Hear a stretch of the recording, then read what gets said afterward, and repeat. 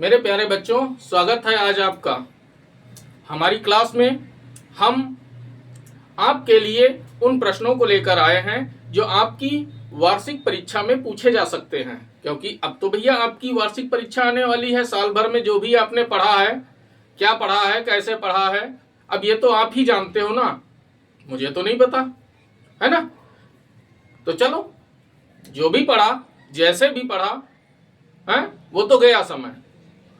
लेकिन चूंकि आपकी वार्षिक परीक्षा होने वाली है, तो अब उस वार्षिक परीक्षा को ध्यान में रखकर हम आपके लिए ये वीडियो लेकर आ रहे हैं। तो अब इसमें हमने कुछ ऐसे चुनिंदा प्रश्नों को रखा है प्रत्येक चैप्टर से, जो वार्षिक परीक्षाओं में पूछे जाते हैं। अक्सर अध्यापक उन प्रश्नों को आपके प्रश्न पत्र में रखते हैं,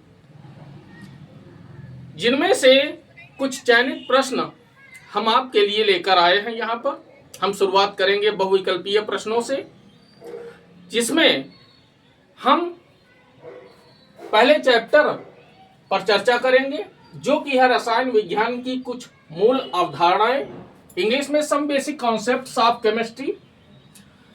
हम बहुविकल्पीय प्रश्न, इंग्लिश में एमसीक्यूज कहते हैं, जिसमें पहला प्रश्न देखिए क्या कहता है। कहता है आसुत जल की मोलरता है। अब इसमें 4 विकल्प आपके दिए हुए हैं।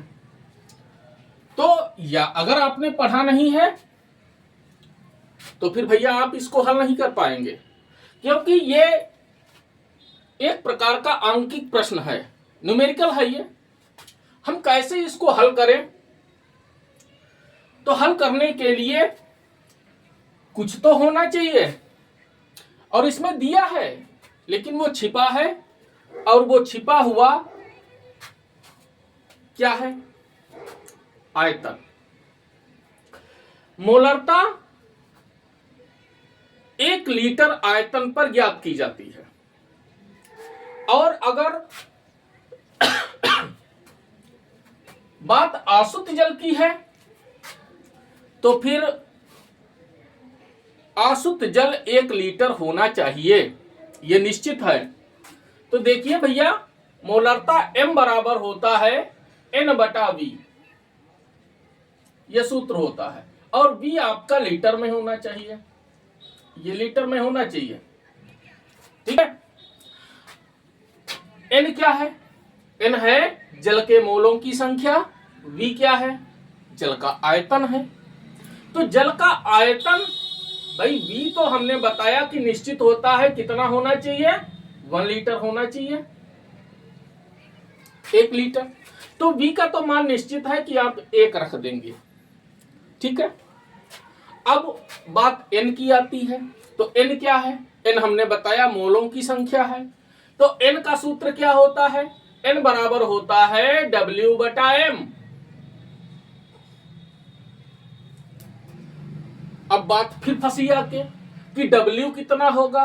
तो भैया 1 लीटर अगर आप आसुत जल लेते हैं तो उसका द्रव्यमान 1 किलोग्राम होता है। कितना? 1 किलोग्राम। तो W बराबर हुआ 1 किलोग्राम, ठीक है। लेकिन यहां पर जो W प्रयोग किया जाता है, ये ग्राम में प्रयोग होता है। तो 1 किलोग्राम में ग्राम कितने हो जाएंगे? 1000। तो हमने रख दिया 1000, ठीक है। अब देखना, 1 लीटर में आप जल के मोलों की संख्या निकाल लीजिए। जितने मोल होंगे उतनी ही उसकी मोलरता हो जाएगी। तो यह हो गया 1000। m क्या है? जल का अणुभार होता है। जल का अणुभार अणुसूत्र से ज्ञात किया जाता है। जल का अणुसूत्र क्या होता है? H2O होता है। H2O में निकालिए भैया, तो 16 ऑक्सीजन का और 2 हाइड्रोजन का, 2 है परमाणु ना, तो 1 दूना 2, 16 और 2 18 हो गए। अब 18 से आपको 1000 को भाग देना है, काट लीजिए, 2 नाम 18, 2 से काटा 500, तो ये निकल के आ गया 500/9। अब 9 से 500 को जब भाग दोगे तो भाग दे लीजिए, तो 9 पचे 45 हो गया, 5 बचा 50, 9 पचे 45 हो गया, फिर 5 बचा, दशमलव लगाया, 0, 9 पचे 45 हुआ, और फिर 5 बचा, फिर 0, फिर 9 पचे 45 हुआ, फिर 5 बचा, फिर 0, फिर 9 पचे 45 हुआ। यानी लगातार दशमलव के बाद 5 5 आ रहा है। तो आपको बताया गया है कि दशमलव के बाद में तीसरा अंक 5 या 5 से अधिक अगर होता है तो उससे पहले वाले अंक में 1 जोड़ दिया जाता है। तो कितना निकल के आ गया, इसकी वैल्यू क्या हो जाएगी 55 पॉइंट, और इसमें 1 जोड़ दो तो 5 6, तो कहां है ये वाला 55.56। ये विकल्प आपका सही है। बात समझ में आई। अब इसी को हमने इंग्लिश वर्जन में दे दिया है। जो हमारे बच्चे इंग्लिश मीडियम के हैं, हमने उनको भी उनकी लैंग्वेज में दे दिया है। कहता है molarity of distilled water is, तो कौन सा विकल्प भैया सही हो जाएगा 55.56। इसी तरह से आपको कैलकुलेट कर लेना है। बात तो समझ गए अच्छे से। तो आइए भैया चलते हैं सेकंड पे। तो खा देखिए प्रश्न क्या है। कहता है निम्न में अधिकतम अणुओं की संख्या किसमें है। 44 ग्राम CO2 में है कि 48 ग्राम O3 में है। ये भाई कार्बन डाइऑक्साइड है, ये O3 ओजोन गैस है।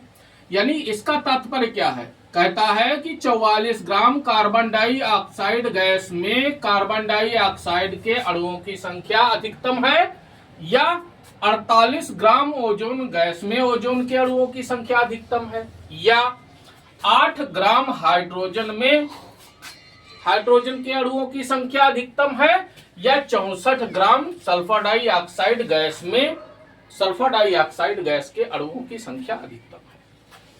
तो अणुओं की संख्या जहां पर आपको ज्ञात करनी हो तो आप मोलों की संख्या निकाल लीजिए। अगर मोलों की संख्या अधिकतम है, क्योंकि किसी भी गैस के या किसी भी पदार्थ के 1 मोल में उसके अणुओं की संख्या आवोगाद्रो संख्या के बराबर होती है। तो अगर मोल ज्यादा होंगे तो अणुओं की संख्या भी ज्यादा होगी। बात अच्छे से समझ गए ना। तो यहां पर आप पहले मोलों 44 ग्राम कार्बन डाइऑक्साइड में कार्बन डाइऑक्साइड के कितने मोल होंगे आप ये पहले ज्ञात करो। तो अब मोलों की संख्या हमें निकालनी है, तो हम क्या करें, हमारे पास क्या तरीका है। तो देखो भैया यही है, ये जो तरीका लिखा हुआ है, मोलों की संख्या N बराबर W/M। अब W दिया हुआ है 44 ग्राम है। कार्बन डाइऑक्साइड का अणुभार निकाल लीजिए। तो जैसे हमको कार्बन डाइऑक्साइड का निकालना है तो NCO2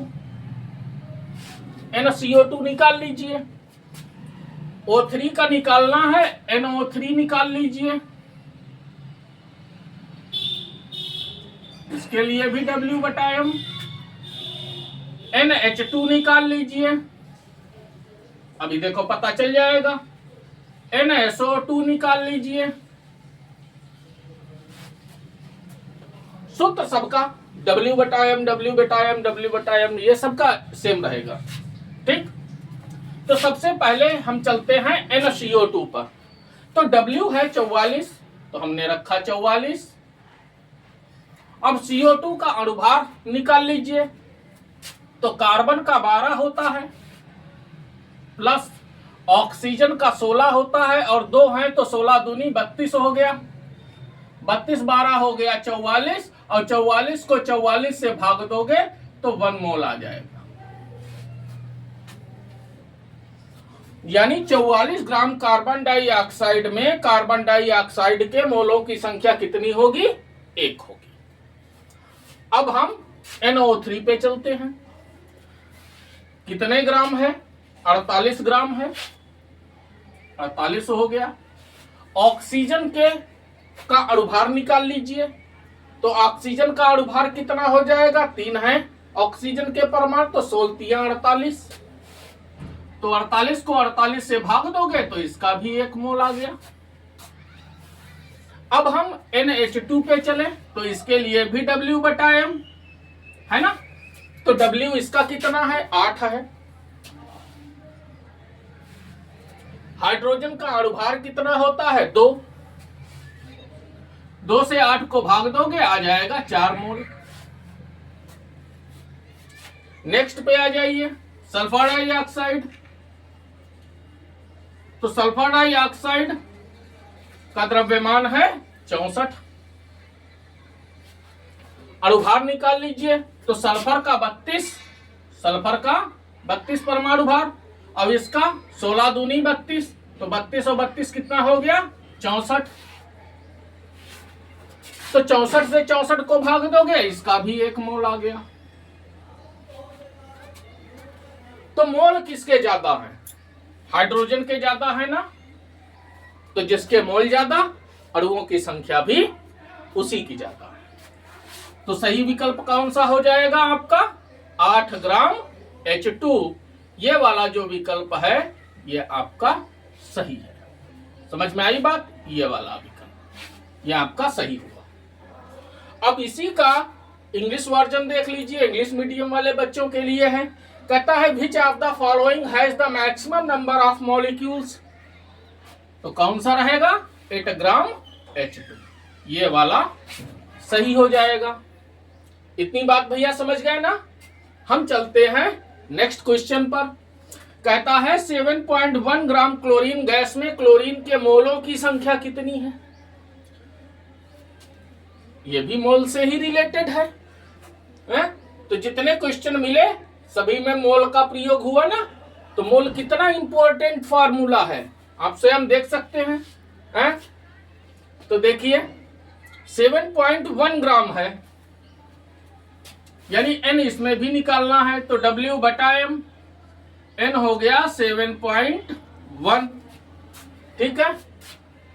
अब क्लोरीन है तो क्लोरीन का अणु भार कितना होता है, पहले तो अणुसूत्र पे जाओ। क्लोरीन का अणुसूत्र Cl2। अणुभार क्लोरीन का परमाणु भार होता है 35.5 × 2, ठीक है। तो कितना हो जाएगा, 71।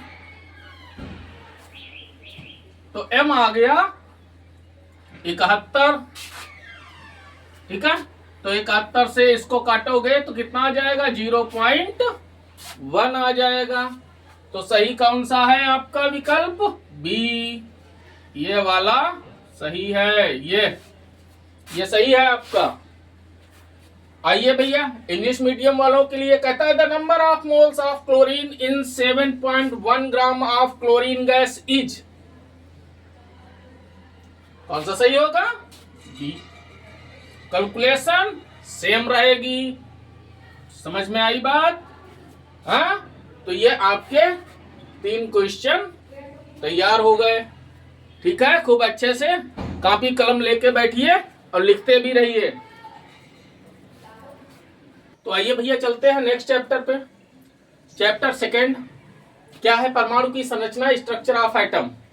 आइए बहुविकल्पीय प्रश्नों पर हम बात करते हैं। इस चैप्टर से हमने 3 बहुविकल्पीय प्रश्नों को चयनित किया है यहाँ पर।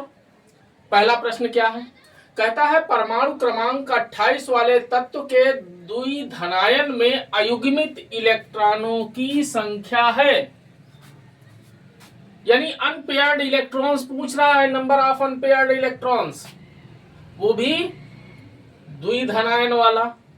यानी परमाणु क्रमांक 28 वाला जो एलिमेंट है, जो तत्व है, उसकी द्विधनायन अवस्था में।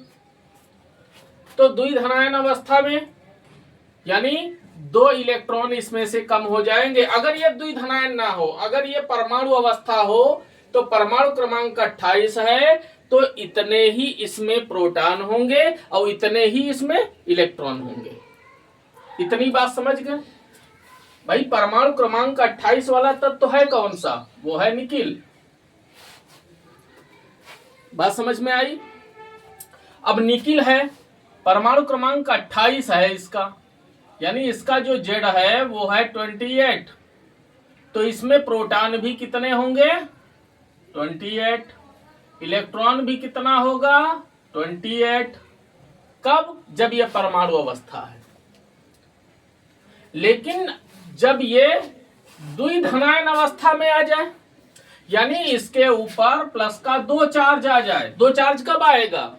जब ये 2 इलेक्ट्रॉन किसी को दे देगा, और जब 2 इलेक्ट्रॉन ये किसी को दे देगा तो वो 2 कम नहीं हो जाएंगे, तो कितना हो जाएगा? 26 हो जाएगा। हो जाएगा ना? अब 26 हो जाएगा, तो अब ये 2 इलेक्ट्रॉन देगा कौन सा? तो पहले 28 का आप इलेक्ट्रॉनिक विन्यास कर लीजिए, पता चल जाएगा। देखो अभी समझ जाओगे। तो 1s2, 2s2, 2p6, 3s2, 3p6 है, और 4s2 और 3d6। इतनी बात समझ गए? जोड़ के देख लो। 10 होगा इलेक्ट्रॉन, ये 10 8 18 और 2 20 और 6 26। कब? जब इसका 26 है परमाणु क्रमांक, सॉरी भैया 3d8। ये कब होगा? जब ये परमाणु अवस्था में होगा, यानी इस पर कोई आवेश ना हो, तब इलेक्ट्रॉन थे कितने? 28। अब आप जोड़ के देख लीजिए, 28 होगा पूरा। ये 10 हो गया, 6 2 8 2 10, 6 2 8 और 8 और 2 10, यानी ये 2 हो गए, ये 8 हो गए। तो 10 10 20 और 8 28। ओके। अब 2 इलेक्ट्रॉन इसने किसी को दे दिया, तो वो 2 इलेक्ट्रॉन कौन सा देगा? अंतिम कोश वाला। अंतिम कोश कौन सा है? 4s। ये अंतिम कोश है। आप ये ना समझना कि ये 3d है, ये लास्ट में लिखा है तो ये अंतिम कोश होगा, ये नहीं भैया। आप अंतिम कोश देखिए, ये है कोश संख्या 4 है और इसकी कोश संख्या 3 है। तो अंतिम कोश कौन सा है? 4s2। तो ये वाला इलेक्ट्रॉन इसमें जो 2 है ये दे देगा, तो ये कोश खत्म। अब कितना बचा? अंतिम कोश कौन सा हो गया आपका? अब कोश कौन सा हो गया? डी।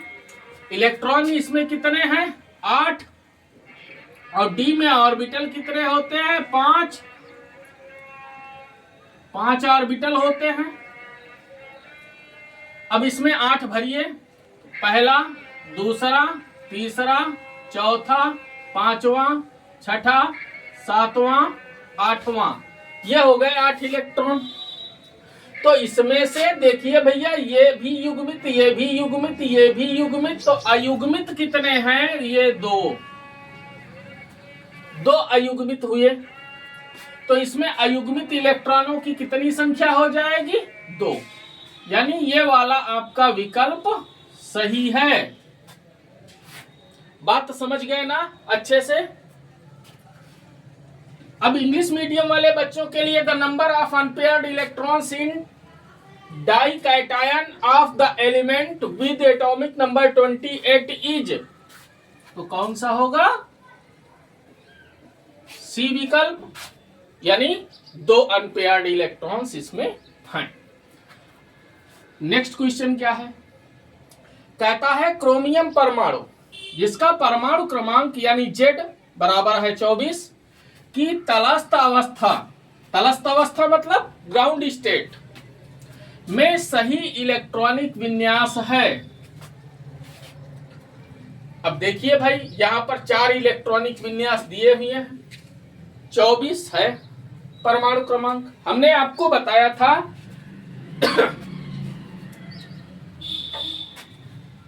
कि जो 3D संक्रमण श्रेणी है उसमें परमाणु क्रमांक 24 और परमाणु क्रमांक 29 अफबाउ के नियम के प्रति अपवाद हैं ये पूर्ण रूप से अफबाऊ के नियम का पालन नहीं करते हैं, है ना।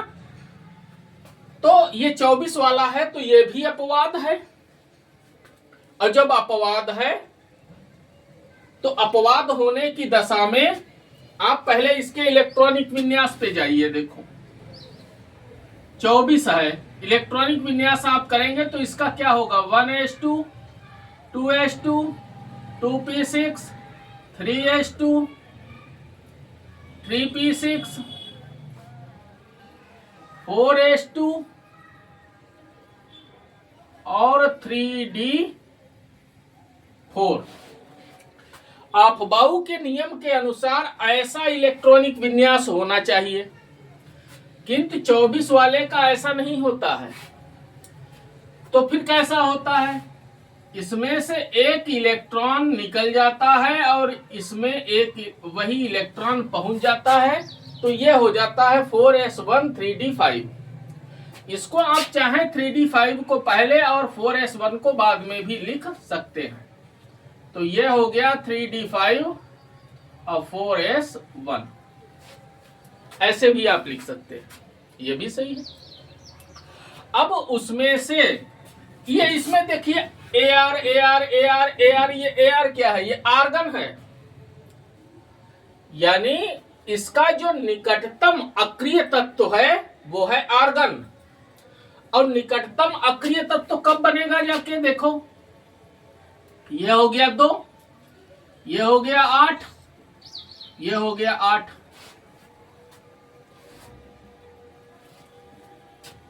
तो निकटतम कौन सा हुआ, ये वाला हुआ। तो कितना हो गया परमाणु क्रमांक, टोटल हुआ जाके 18, और 18 परमाणु क्रमांक होता कितना है, आर्गन का।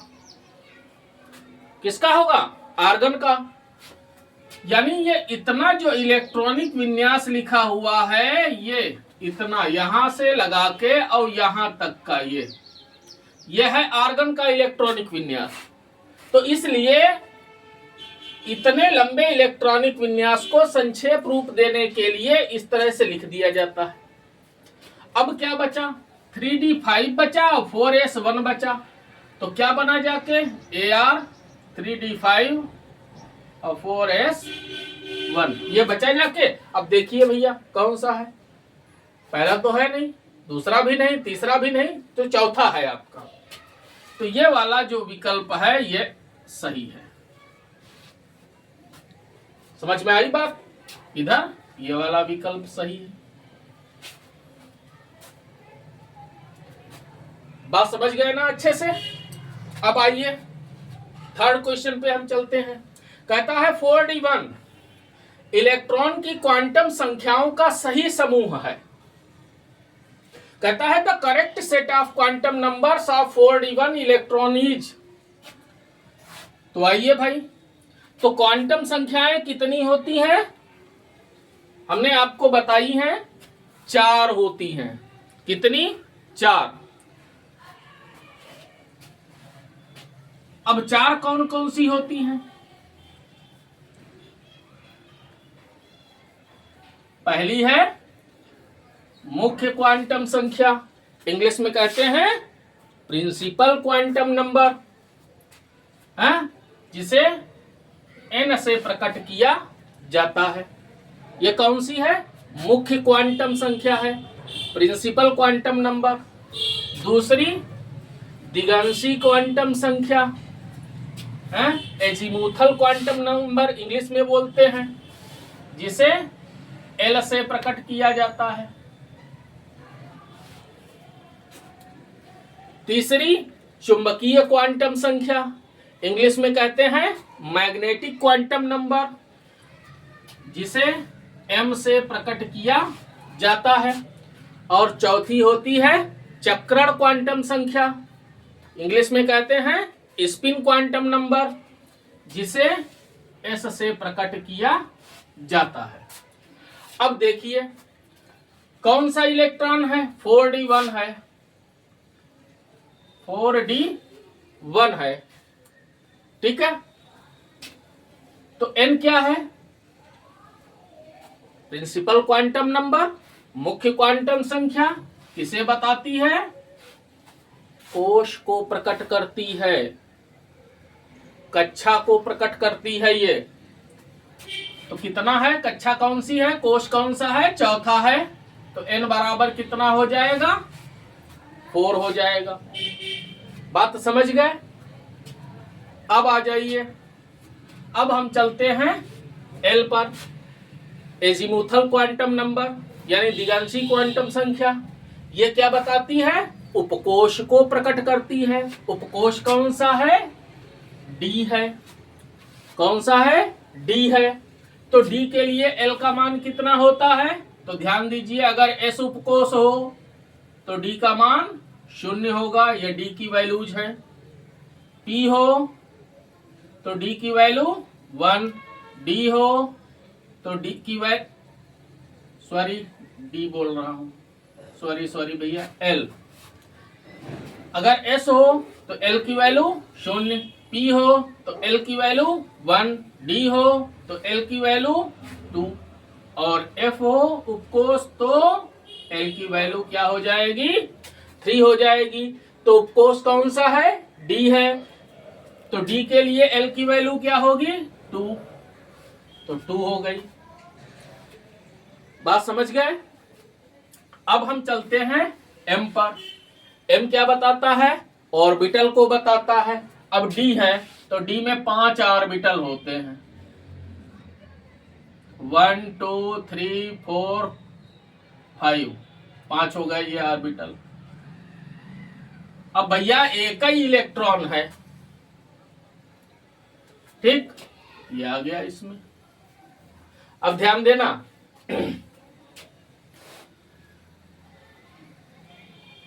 अब इसमें कितने हैं, 5 ऑर्बिटल हैं। तो m की वैल्यूज क्या होंगी इन ऑर्बिटलों के लिए। इस ऑर्बिटल के लिए 2 है, L बराबर 2 है, तो m बराबर क्या हो जाएगा, -2 -1 0 +1 +2, ये हो जाएगा। समझ में आई बात। तो m बराबर कितना हो गया भाई, ये इलेक्ट्रॉन इस वाले ऑर्बिटल में है तो m की वैल्यू क्या है इसके लिए, -2, और ऊपर की ओर है ना, तो क्या हो जाएगा, +12। तो क्या बना, 4 2 -2 +12। तो देखिए कौन सा है C वाला विकल्प है, 4 2 -2 +12, यानी विकल्प संख्या C आपका करेक्ट है, ये वाला सही है। समझ में आई बात।